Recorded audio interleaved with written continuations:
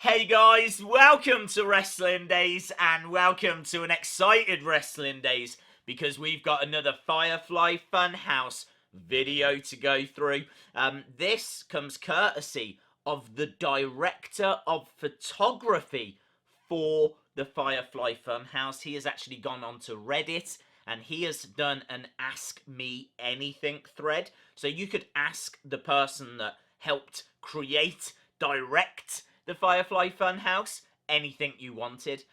Now, he doesn't know any of the reasons or the theories or what's happening inside the Funhouse. He just knows how it was recorded.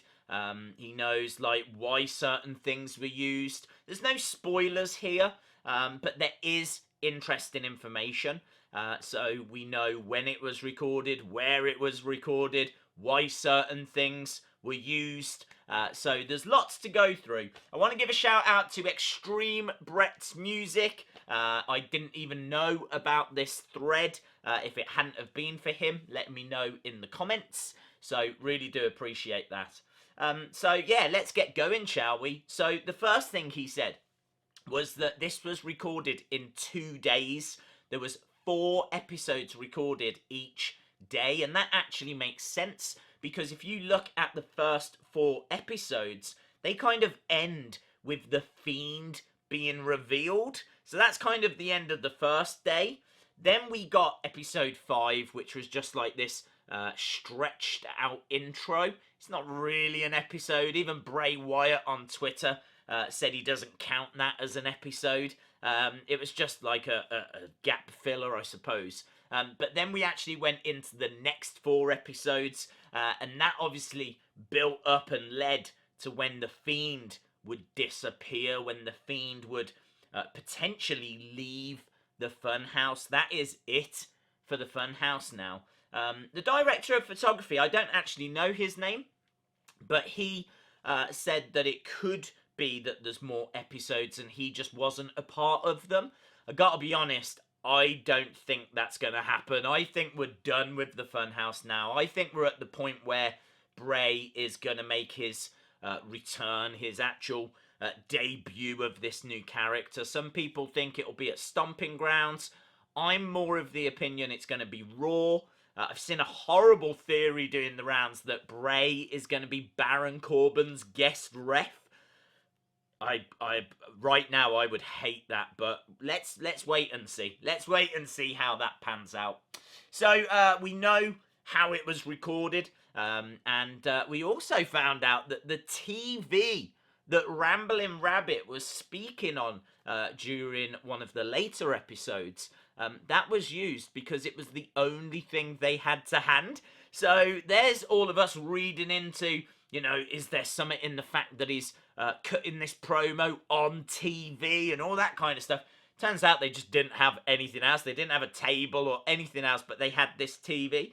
So that's why it was chosen. So maybe, you know, we can be guilty of reading a little bit too much into these things. But I thought that was fun all the same. Apparently there were no other wrestlers on set. No Vince McMahon, no JoJo as well. Apparently this was Bray, very focused. There were scripts. Of course there were scripts, but it's been confirmed there were scripts. This wasn't ad-libbed in any way. And so it's all been planned out in advance. And yeah, it was just really interesting to know that Vince in particular wasn't there. Another bit of information that we found out was that the goo that was coming out of Ramblin' Rabbit was actually jelly, which is jam here in the UK. And it was actually contained within a condom. They actually filled a condom, put it inside Ramblin' Rabbit, and that's where it was like oozing out of. Which is just a weird fact that I don't think I really needed to know. Maybe you didn't need to know it either, but now you do.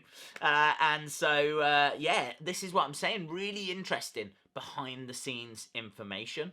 We also found out that all the puppets were voiced by people from the production crew. Now, I'm of the opinion that Bray Wyatt actually did voiceovers during the edit. So I don't think what you hear on TV is the production crew.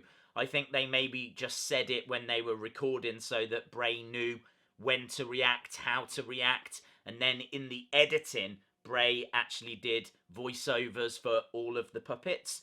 You might remember that Abby the Witch had a female voice, or certainly sounded like a female voice in episode 1. That voice changes from episode 2. So I think episode 1, apparently they used the makeup artist, some lady that was able to do the voice for Abby. I think after episode 1 they changed that and it became Bray Wyatt. We also found out that Abby the Witch actually got damaged during transport, so apparently the batteries kept dying.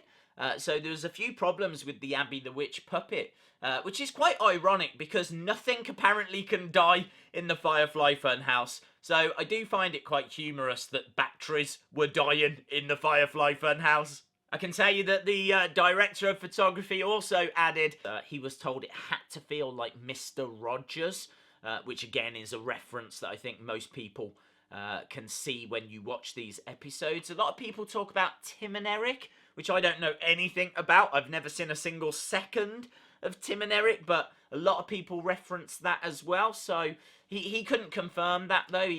I don't think he was under the impression that that was a reference, but could be. Could be. So, yeah, really interesting stuff. There was other bits that were in there, but I wanted to bring you what I thought was, like, some really interesting behind-the-scenes bits of information.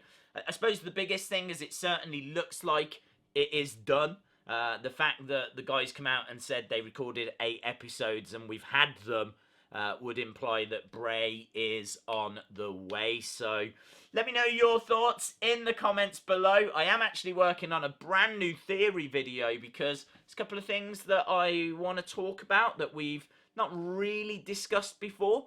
So I want to kind of flesh that out. So that could be dropping on the channel later today or tomorrow. So if you haven't subscribed, hit the subscribe. Make sure you check out our other Firefly Fun House videos if you've not seen them already. We go through a lot of theories, reactions. The response to all of this has been incredible. I'm sure Bray Wyatt is just desperate to return and show us what else he's got in store. So, yeah, very excited. So, thanks for watching, and hopefully I'll see you again next time. Bye for now.